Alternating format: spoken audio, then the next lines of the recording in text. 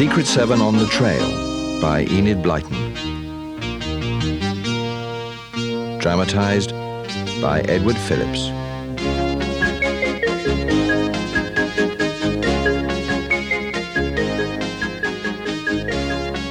The Secret 7 were holding their very last meeting of the holidays before going back to school for the autumn term. As Peter said to his sister Janet, it wasn't worth holding any more meetings until Christmas, since there was little time for adventures during term time. Peter and Janet were waiting now in the little shed at the bottom of the garden for the other members of the society to arrive so the meeting could begin. And they were beginning to get a little impatient. I do wish the others would hurry up. It'll be lunchtime soon, and I have an important announcement. Yes, all right, Scamper. They should be here soon. I know you're anxious to start. I do hope they'll agree to this being the last meeting till Christmas. We'd better collect all the badges from them, and then put them in a safe place. If we don't, someone's bound to lose one. Or that silly sister of Jack's will take his and wear it herself. Susie can be very annoying at times. She's always pestering Jack to let her join the society. Well, we can't let her join. Apart from anything else, that would make it the Secret 8. It doesn't sound the same somehow. Hello, there's someone now. Password. Pickled onions. Come in, Barbara. Got your badge? Yes, it's a new one. My old one got very dirty, so I made this. Good. Password. Pickled onions. How many times am I to tell you not to yell out the password? Now everyone in hearing distance will know it. Well, you yelled out password at the top of your voice. George had forgotten it anyway. He thought it was pickled cabbage. Well, never mind. Now who's still missing? There's me and you, George, Jack, Barbara and Pam. Colin's missing. Oh, here he comes now. Password. Pickled onions. Come in, Colin. Good. Now we're all here, we'll get down to business. As soon as Janet pours out the lemonade. Buck up, Janet. Now, the first thing I have to say is this is to be the last meeting and... You disband the Secret 7, Peter. Please, let me speak. It's to be the last meeting till the Christmas holidays. Tomorrow all of us boys go back to school and the girls go back to their school the day after. Nothing ever happens in term time, and anyway, we're too busy to look for an adventure. But something might happen, Peter. You just never know. I think it's a silly idea to stop the Secret 7 for the term time. I do, really. Yes, I do. Yeah. I like belonging to it and wearing my badge and remembering the password. Well, you can still wear your badges if you like, though I had thought of collecting them today and keeping them till our next holidays. I'm not giving mine up, and you needn't be afraid I'll let my sister Susie get it either, because I've got a perfectly good hiding place for it. And just suppose something turns up in term time. Suppose one of us stumbled on something strange, something that ought to be looked into. What would we do if the Secret 7 was disbanded till Christmas? Nothing ever turns up in term time, and anyway, I've got to work jolly hard this term. My father wasn't at all keen on my last report. All right, you work hard and keep out of the society till Christmas. I'll run it with Janet. It can be the Secret 6 till then. No, I'm the head of the society, but seeing that you all seem to disagree with me, I'll say this. We won't have any regular meetings, like we have been having, but only call one if anything does happen to turn up. We keep our badges then and have a password. We're still a very live society, even if nothing happens, and we call a meeting at once if something does. Yes. Good idea. All right, that's what we'll do. Now, what about a new password? How about Scamper's name? Scamper would be a good password.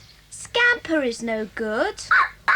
You see, every time anyone gave the password, Scamper would think he was being called. Well, let's have my dog's name then. Rover. I've got a better idea. What about my aunt's dog's name? Cheeky Charlie. It's all right. Yes, that's a good one. Cheeky Charlie. Yes, we'll have that. Nobody would ever think of that for a password. Right. Cheeky Charlie is our new official password. Well, you probably won't have to use it till Christmas holidays, so don't forget it. School began for the boys next day, and the girls went back the day after. All the Secret Seven wore their little badges, and the other children looked enviously at them, wishing they could have one too. Jack's tiresome sister Susie was continually agitating to become a member, and one day Jack got so annoyed with her that he told her to go off and form a secret society of her own. That was an unfortunate thing to say, because that is exactly what Susie did the very next day. And that evening, when she got home from school, she couldn't wait to tell Jack all about And it. it's a much better society than the Secret Seven. We've named ourselves after the famous five in the 5 books. There's me and Kate and Harry and Jeff and Sam. Our badges are bigger. We've got a splendid password, which I wouldn't dream of telling you. And we have a secret sign too. You haven't got that. What's your secret sign? I've never seen you make it. Of course not. It's secret. And we're meeting every single Saturday morning. And what's more, we've got an adventure going already. I don't believe you. Anyway, you're just a copycat. It was our idea. Well, you wouldn't let me belong to your silly Secret Seven. Now I belong to the famous 5. And it's true, we have got an adventure going.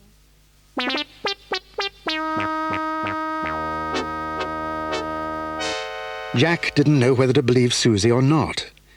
He went gloomily to Peter and told him all that Susie had said. And Peter told him that it was up to him to try and find out if the famous 5 really did have an adventure going. The famous 5 met in the summer house in the garden. So, one Saturday morning, Jack hid in the laurel bush round the back to see if he could overhear what was said and find out just what was going on. But, unfortunately for him, Susie was looking out of the bedroom window just at that moment, and she saw him squeezing into the bushes. She gazed down in a rage, and then, suddenly, she smiled. She rushed downstairs to meet her 4 friends at the front gate before they could get to the summer house. Susie, what's up? It's Jack. He's hidden himself in the laurel bush at the back of the summer house to listen to all we say. Let's go and pull him out. No, I've got a better idea. Let's go down to the summer house, whisper the password so that he can't hear it, and when we're inside, begin to talk as if we really had found an adventure. But why? But don't you see? Jack will believe it all. We could talk about places, like that old house up the hill, Tigger's barn, and we can mention names like Stumpy Dick and Twisty Tom, and Jack will think we're in the middle of something, and he'll tell the Secret Seven. And they'll go and investigate, and there's nothing there. Exactly. Right. We could go to Tickle's barn ourselves and wait till the Secret Seven come and have a good laugh at them. Right. Come on then. Just back me up in all I say and be as solemn as you can. I'll go down first and you can all come one by one. And don't forget to whisper the password, because Jack mustn't hear that. He may creep up to the window to hear better, but even if you see him, don't let on. And that's why this is a very secret and important meeting. I found out where those villains are meeting. let's go find out. It's at Tigger's barn, that old deserted house up on the hill. Stumpy Dick and Twisty Tom will both be there. They're planning something we must find out about. So 1 or 2 of us must go to Tigger's barn and hide ourselves so we can hear what they're up to. I'll go with you, Susie. All right, Jeff. You and I will go together. Of course, it'll be very dangerous. Oh, we don't care about that. After all, we are the famous 5. When is the meeting to be? Well, I found out that they'll be meeting there on Tuesday night. Right. We'll go up there on Tuesday then, after school. Well, famous 5, that's all for today. Meet again when you get your orders. And remember, don't say a word to anyone. Whatever happens, we mustn't let the Secret 7 find out about this. Jack crept carefully out of the laurel bush and dusted himself down. He debated with himself what to do. Was it important enough to call a meeting of the Secret 7? No. He would go and find Peter and tell him first. Peter could decide whether to have a meeting or not. On the way to Peter's house, he ran into George. Hello, Jack. You look very solemn. What's up? Have you had a row at home or something? No, but I found out that the famous 5 are in the middle of something big. Oh, is it important? I mean, your sister Susie's a bit of a nuisance, isn't she? You don't want to pay much attention to her. Yes, I know, but she's clever too.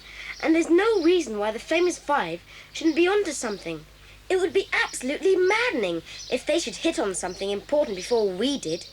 I'm on the way to tell Peter now. I'll go with you. We'll see what Peter has to say about it.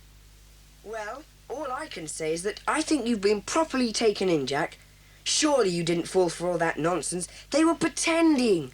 I expect that's what they do at their silly meetings. Pretend they're in the middle of some adventure and kid themselves they're clever. But it all sounded absolutely serious. They had no idea I was listening, and Jeff was ready to go and investigate on Tuesday evening. Jeff? Can you imagine that little coward going to look for a mouse? Let alone Stumpy Dick and the other fellow, whatever his name is. He'd run a mile before he got to Tigger's barn at night. That sister of yours was just putting up a bit of make-believe, Jack. Silly kid stuff, like pretending to play at Rid Indians or something, that's all.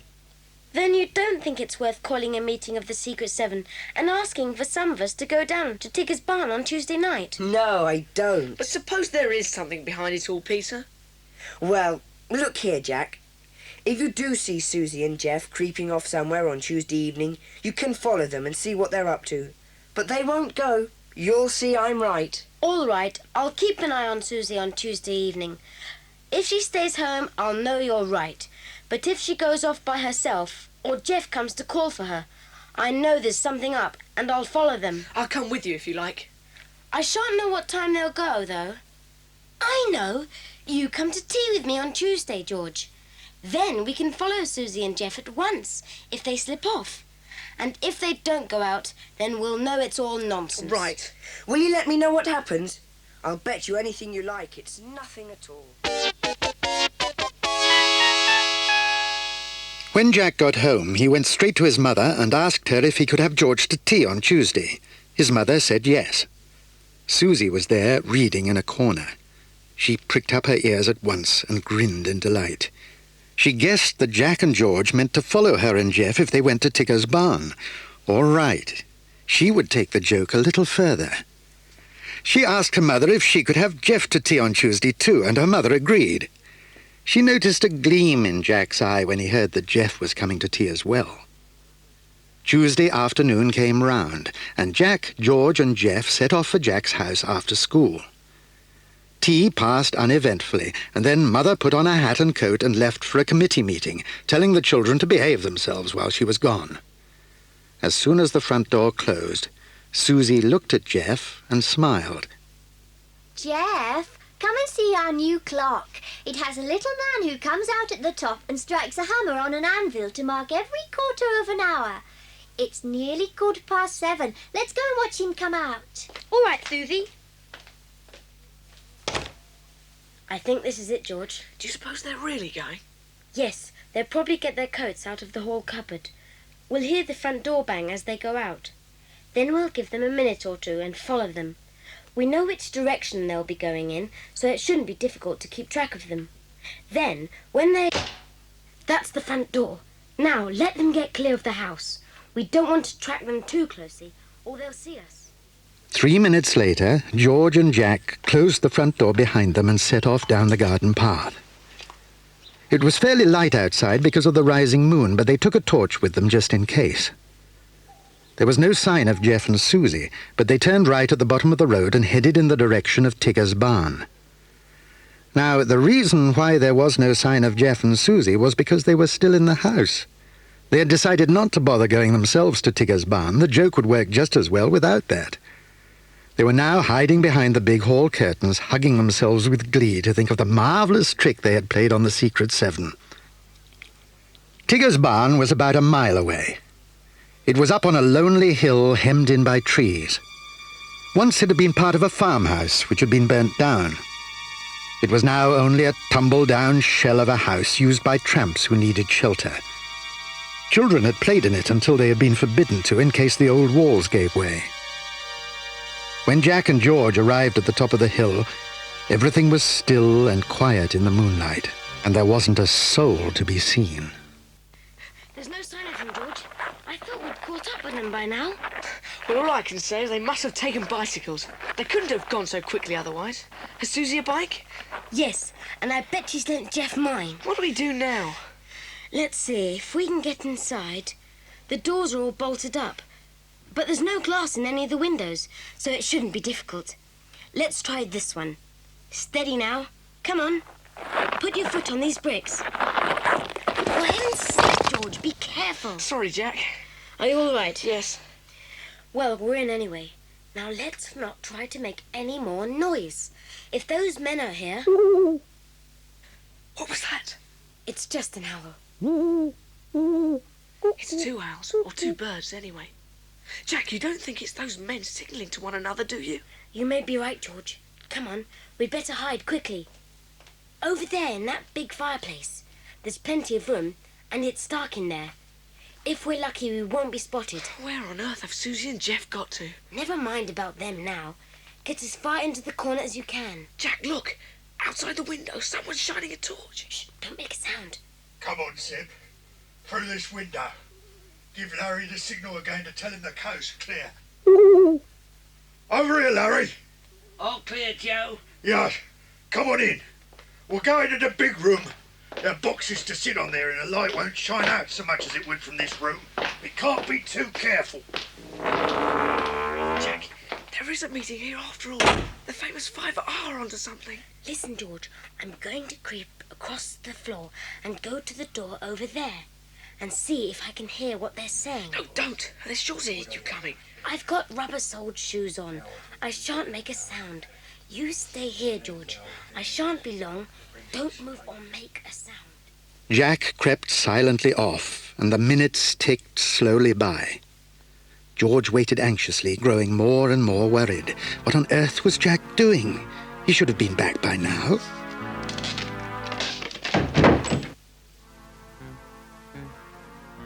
George was now completely bewildered.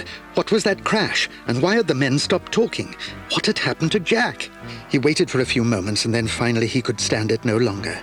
He tiptoed out of the fireplace and over to the door, moving as quietly as a mouse. He put his hands out to feel if Jack was there. He wasn't. Not a sound disturbed the stillness of the night, and George could feel his knees beginning to tremble. Could Jack be inside the room? And where were the men? Were they still there, or had they gone? Cautiously, George put out his hand and pushed on the door. It moved slowly open. And then, suddenly, George remembered the secret 7 password. Cheeky Charlie? Hello, Cheeky Charlie? All right, Joe, I've got him. I told you I heard a noise. Hey, switch your torch on, Zeb. And yours, Larry. Oh, you were right, Zeb. There was someone there. Now then, what's all this? What do you know about Charlie? Come on, boy, answer my question. We heard you saying Cheeky Charlie. Have you got a message from him? Well, What's the matter with you, boy? Ow. Have you got a message from Charlie or not? There won't be no message from Charlie, Joe. Why should there be? He's waiting for news from us, isn't he? Oh. Here, boy, did Charlie send you ask for news? Well, yes. I can't think why Charlie uses such a dumb kid to send out. Got a pencil, Larry? I'll scribble a message. A kid that can't open his mouth and speak a word is just the right messenger for us. Ha! Look, you tell Charlie what we've decided, Zeb. Don't forget that he's to mark the tarpaulin with white lines at one corner. Right, here you are, kid. Take this to Charlie, and don't you go calling him Cheeky Charlie. Little boys that are saucy get their ears boxed. Yeah. Leave him alone, Zeb. Where's Charlie now, kid? At Dallings or Hammond's? Dallings. Right. Now, let's clear off, lads. Mind you deliver that message, boy. Yes, sir, I will. Come on then, let's go. Let's hope we get a nice foggy night for it. Preferably with no moon. We don't want anybody poking their noses. George, is that you? Jack, I've had a frightful time. You shouldn't have gone off and left me like that. Where on earth have you been? I was listening outside the door, and I fell into that big cupboard out there. It shut on me, and I couldn't hear another word. I didn't dare move, in case they came to look for me. Then I heard them coming out just now, and I came to look for you. Oh, I see. Those men must have heard you. That's why they switched off their torches and waited. I walked in on them and... They saw you?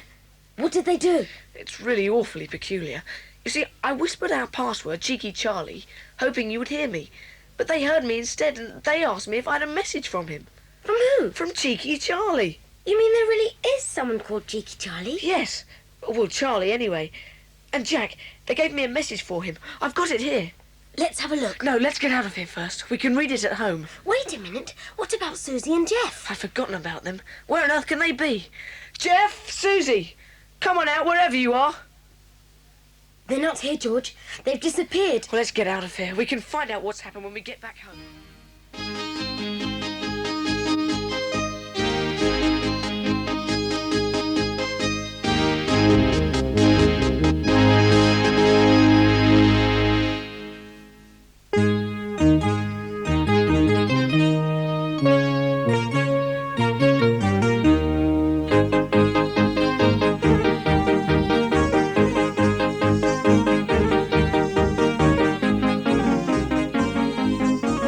At 5 o'clock the following afternoon, every single member of the Secret Seven was gathered in the shed in Peter's garden. All of them had raced home quickly after school, gobbled their teas, and come rushing to the special emergency meeting.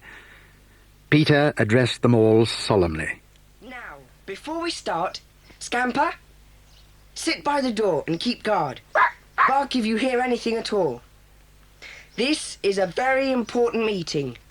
You know now that we weren't going to call another meeting till the Christmas holidays, unless something urgent happened.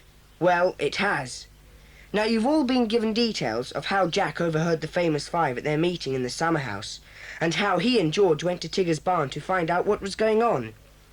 In a way, I was right about the famous fives being a complete pretense. We know now that the whole thing was a set-up, and Susie and Jeff admitted they never went to Tigger's barn at all. But just by chance there was some truth in it, though Susie didn't know that. That's right. There was a meeting at Tigger's barn, and I nearly got caught. But strangely enough, there really seems to be someone called Charlie in the gang. When they heard me giving the password, they thought I'd come from him. But our password is only the name of a dog. Fancy there being a man called Cheeky Charlie too. They gave me a note to take to him. I've got it here. It says, "Everything's ready and going okay. Can't see that anything can go wrong, but a fog would be very welcome, as you can guess. Larry's looking after the points. Don't forget the lorry and get the tarpaulin truck cover, marked with white at one corner. That'll save time in looking for the right load. It's signed Zeb." It's quite clear that we've hit upon something very strange here. The question now is, do the Secret Seven think we should try and solve the mystery? Of course. Of course we would. Right, I agree.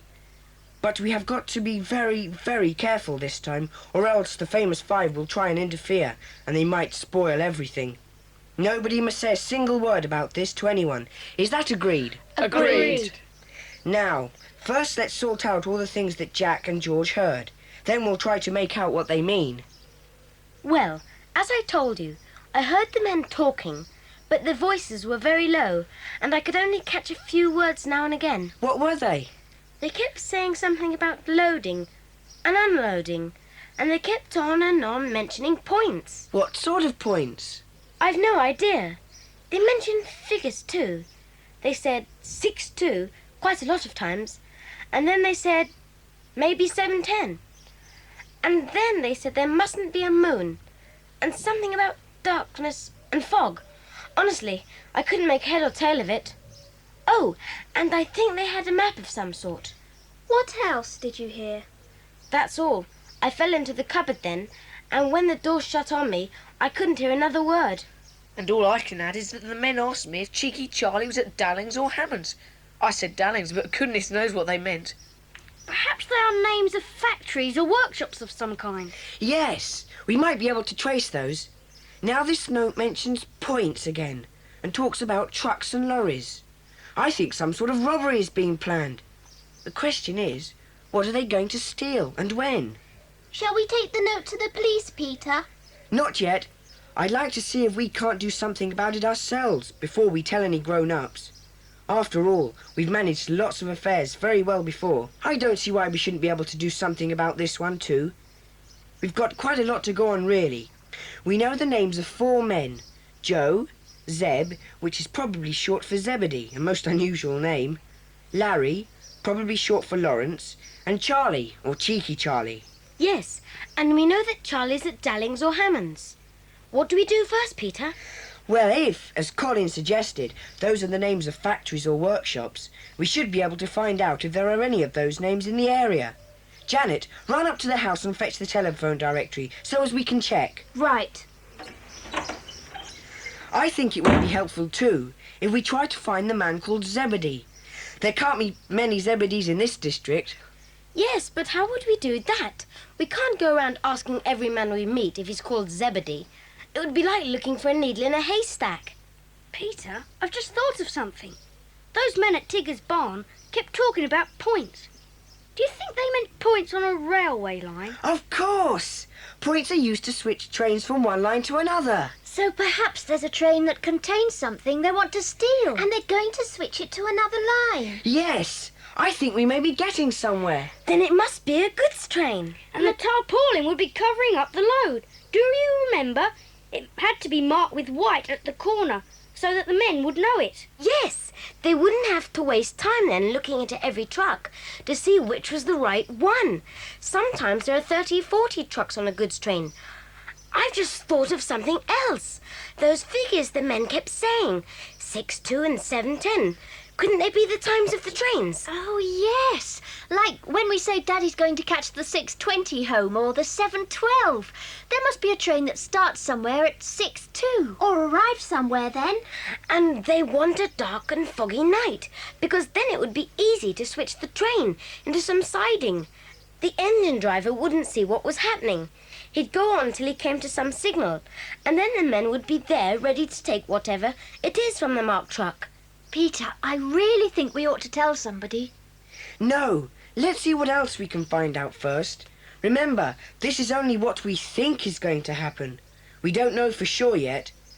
I think what we should do next is to get hold of a timetable and see if there's any train that arrives anywhere at 2 minutes past 6.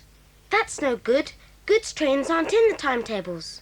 Well, what about one or two of us going down to the station and asking a few questions about goods trains and what time they come in and where from? Then if we can find out where Dallings and Hammonds are... Here you are, Peter, the telephone directory. Good.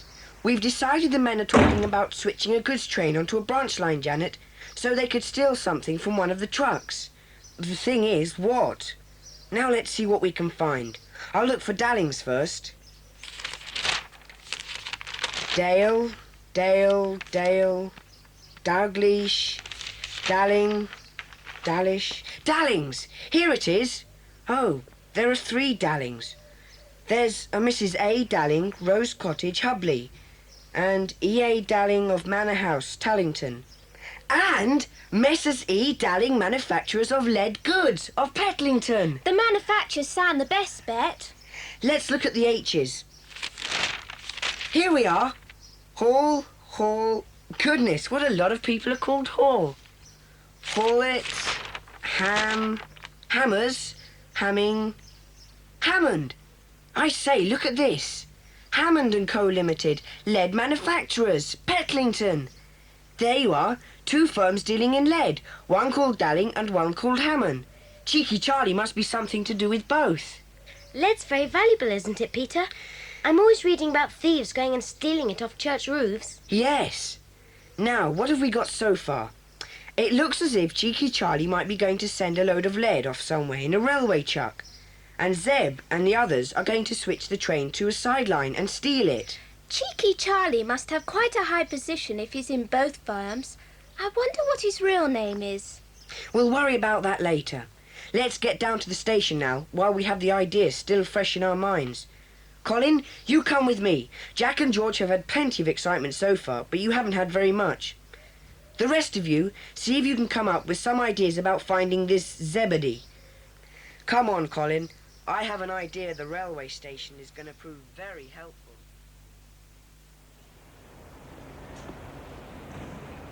Excuse me, will there be any goods trains coming through tonight? There's one in 15 minutes' time, Sonny. Why?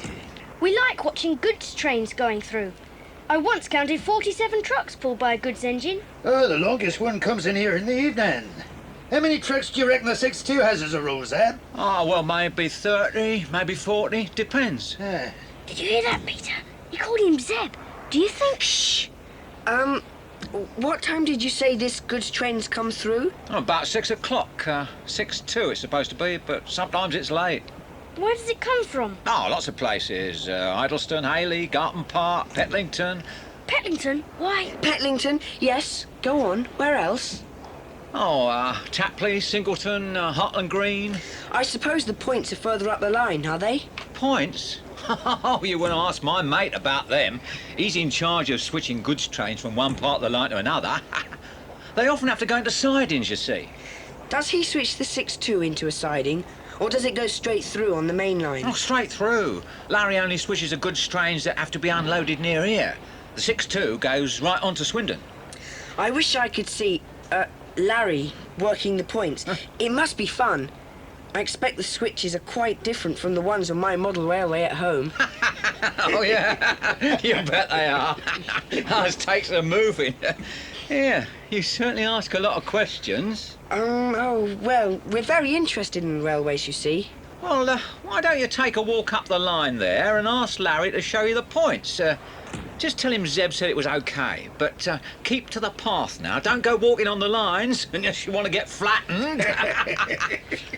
Thanks very much. We'll do that. Bit nosy, weren't they? Oh, they're only kids interested in trains. They're harmless. Excuse me, Larry. What do you want? Zeb said it will be all right for us to watch you operating the points. Oh, he did he? Well, all right. But you keep out of the way. Now, you pull this lever for that line over there, see? Yeah, and watch how the rails move so that they lead to the other line instead of letting the train go straight through on this one. And where does the branch line lead off to? A goods yard, about 100 yards up the line. Any trains that have to be unloaded are sent up there. Not that it's much used these days. Does the 6-2 go up there? A 6-2? No, it goes straight through. Never has any goods for this district. It goes on to Swindon. Does it come through every night? Tuesdays and Fridays. What does it carry? Oh, all kinds of things. There's usually about 20 or 30 tracks, sometimes more. Do you get a lot of thefts? Thefts? What do you mean? Well, I mean, they're open trucks, aren't they? And I should have thought... Oh, yes. There's been a lot of stealing lately. Even a car taken out of one track, would you believe? Beats me how they did it.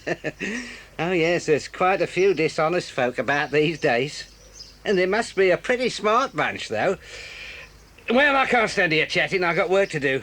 Don't hang about here now. And keep off them lines. On the following evening, there was yet another emergency meeting of the Secret Seven, and this time excitement was running high. It seemed that they were now on the verge of solving the mystery at last. Well, we've certainly made a lot of progress since we last met. We're pretty certain that we've identified Zeb and Larry. It's a pity George wasn't at the station to make sure, but from the descriptions we gave him, he thinks they were definitely at Tigger's barn. We know about the 6-2 goods train, which comes through from Petlington. I think we've got a good idea now what's going to happen. Larry is going to operate the points and divert the train up into the goods yards. It's a small place with hardly anyone around most of the time. An ideal spot for a robbery. The gang will probably be waiting there, and they'll make straight for the truck with a specially marked tarpaulin. And then they'll take the lead, if that's what they're after, and load it onto a lorry and drive off. What about the driver of the train and the guard? They've probably got plans for them, but that's something we don't know about at the moment. Peter, don't you think it's time we told the police? Well, we don't really know just enough yet, Janet. For one thing, we don't know when the robbery is going to take place. If what we've worked out is right, it must be on a Tuesday or a Friday, those being the only nights the 6-2 comes through. We don't know which Tuesday or Friday, but we do know that it's got to be dark, preferably foggy. I vote that we wait and see what the weather's like on Tuesday, and if it's foggy, we go up to that goods yard and see what happens. Agreed? Agreed. The weekend dragged by, and the Secret Seven couldn't concentrate on anything but the state of the weather. Tuesday morning came round at last, and when they looked out of their windows at breakfast time, what a sight met their eyes. It was a typical November morning. The fog had come down overnight, and none of them could see further than the end of their gardens. They got through the day somehow, and by evening the fog was thicker than ever. They all met at their headquarters after tea and set off for the goods yard, convinced that if there was going to be a robbery, tonight just had to be the night. As they neared the goods yard, the thick fog swirled round them, and their torches could hardly pierce it. Here we are. Now, everybody keep as quiet as possible. And Scamper, don't you dare bark. I bet Zeb and the rest are pleased about this fog. Come on, keep close to the fence. We'll see if we can slip through the gates. It's them. Can anybody see where they are? Over there, look. The whole gang's there. Zeb, Joe, and that must be Charlie himself. Where's Larry? He must be down on the points. Let's get a bit closer and see if we can hear what they're saying. Yeah, I reckon we should be here. Any minute now. Hey, what time is it now? About 6:30, boss. She should be along any minute. Right, this is what we'll do. When the train gets here, we'll flag her down and tell the driver he's on the wrong line. Yeah? We'll pretend to be surprised to see him here. We'll tell him he'd better stay on this sideline till the fog clears and he can get orders and go back. Then we'll take him off to that shed and the guard too, and hot up some tea or something. Zeb, you keep him there, and as soon as Larry gets here, we'll get on with the job. Boss, I think she's coming now. Here, what's up? You're on a sideline. You must have been diverted.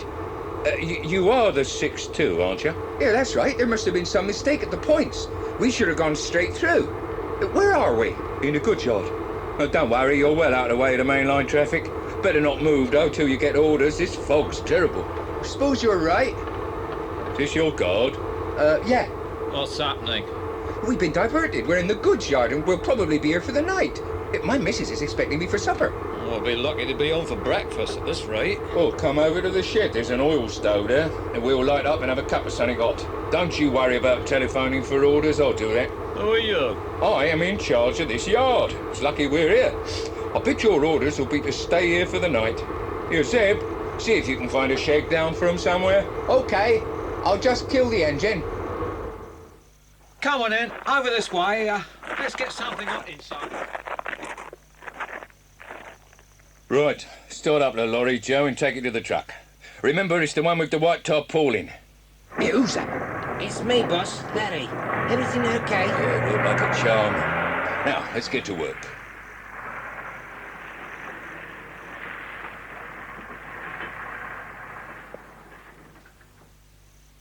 They're at the truck now. Yes, and they're starting to unload it. Can you see what it is? It looks like sheets of lead, all right. Peter, when are we going to telephone the police? Don't you think now would be a good time? Yes, Janet. There's a telephone in the gatehouse. How do you know? You can see the telephone wires running to the chimney. Jack, you run over there and get in through the window. I noticed it was open when we came past. Ring the police and ask to speak to Inspector Harris. Right. Let's just hope there's no one in there. Now, you lot, stay here and keep an eye on the gang. Where are you going? Over to the lorry. I've got an idea. I shan't be long. Peter disappeared into the fog on his mysterious errand, and Jack went off to the gatehouse. The minutes ticked by, and nothing could be heard except the muttered voices of the gang busy unloading the lead from the truck. And then, after what seemed an age, a figure loomed up out of the fog. Is that you, Jack? Yes. Luckily, there was no one in the gatehouse. Where's Peter? Here I am. Did you get through? Yes. Are the police on their way? Yes. The police station's not far, so they should be here any minute now. Well, what have you been doing? You'll see. All we've got to do now is wait and just hope that the police get here before the crooks have finished. Is that it, Larry? That's the lot, boss. We're ready to go. Well, what's keeping Zeb? Here I am, boss. Right, let's get out of here fast. Into the lorry, quick. What's that? It's the police, we've had it. No, we haven't. Start her up, Zeb. We'll soon lose them in this fog.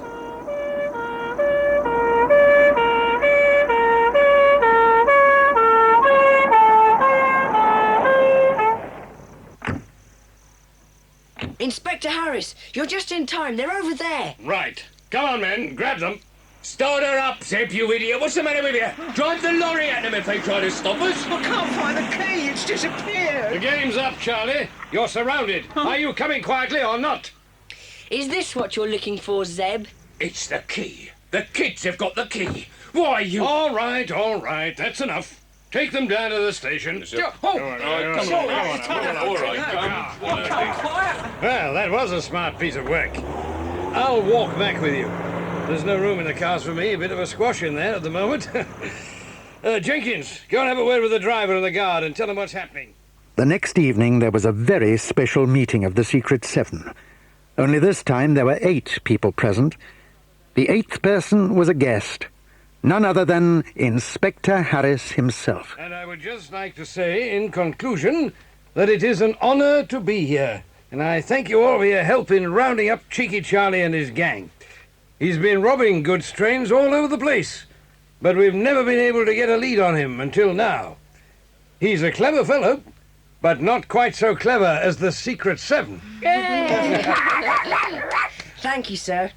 And now I would like to call for 3 cheers for the famous 5 in appreciation of their putting us on the track of the most exciting adventure we've had for a long time.